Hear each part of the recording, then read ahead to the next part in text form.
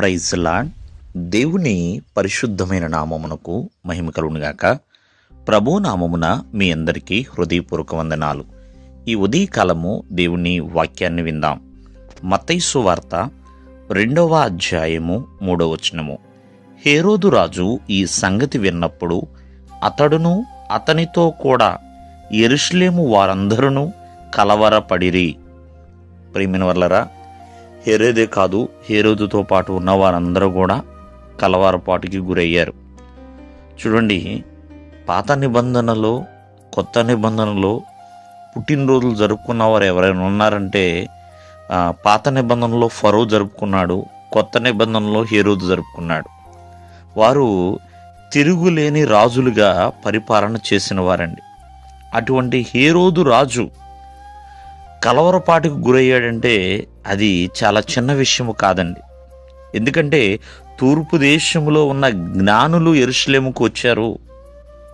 వచ్చి యూదులు రాజుగా పుట్టినవాడు ఎక్కడున్నాడని ప్రియమైన వాళ్ళారా హేరోదునే అడుగుతున్నారు. ఆ విషయం హేరోదుకు తెలుసు.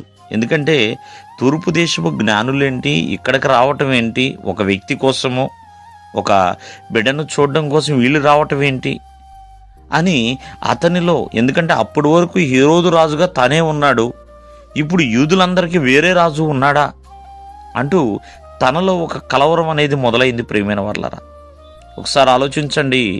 యేసుక్రీస్తు వారి యొక్క జననము అందరికీ సంతోషముగా ఉన్న హేరోదుకు మాత్రము కలవరముగా ఉన్నదండి. ఎందుకంటే నేను మాత్రమే రాజుగా ఉండాలి.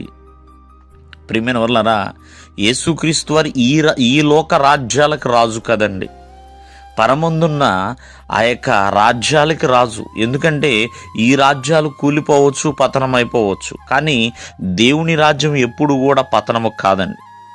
కాబట్టి హేరోదు రాజు కనుక సంతోషించి ఉంటే అలా కలవరానికి గురయ్యేవాడు కాదు. చూడండి, అతని యొక్క కలవరము ఎటువంటి స్థితికి తీసుకెళ్ళిందంటే యేసుక్రీస్తు వారు పుట్టినప్పుడు ఎవరైతే 2 సంవత్సరాల వయసులోపు ఉన్నారో వాళ్ళందరూ కూడా సంహరించాలి, వాళ్ళందరినీ చంపేయాలి. అతని కలవరం ఆ స్థాయికి తీసుకెళ్ళింది. అంతేకాదు, తూర్పు దేశపు జ్ఞానులు కూడా చెప్తూ ఉంటారు, మీరు ఎక్కడైతే చూసి వచ్చారో మరలా నాకు చెప్పండి, నేను కూడా వెళ్ళి దర్శించుకుంటాను అన్నట్లుగా.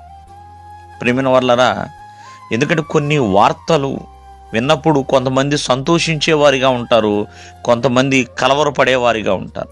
జ్ఞానులు సంతోషించి చూడడానికి వస్తుంటే హేరోదు రాజు ప్రియమైన వాళ్ళ యెరూషలేములో ఉన్నా అక్కడుండి సంతోషించలేకపోయాడు. యేసుక్రీస్తు వారు కూడా యూదుడే, కానీ సంతోషించలేకపోయాడు. ప్రియమైన వాళ్ళరా, కావున ఈ ఉదయకాలం ముందు ఆలోచించండి. మరి కొన్ని వార్తలు తెలిసినప్పుడు సంతోషించగలుగుతున్నామా, కలవరానికి గురవుతున్నామా? హేరోదు వలె కలవరపాటుకు గురైతే చాలా ఇబ్బంది పడాల్సి వస్తుందండి. తూర్పు దేశపు జ్ఞానులు సంతోషించారు కాబట్టి వాళ్ళు ఎంతో ఆనందంగా ఉండగలిగారు. దేవుడు మిమ్మల్ని ఆశీర్వదించును గాక. ఆమేన్.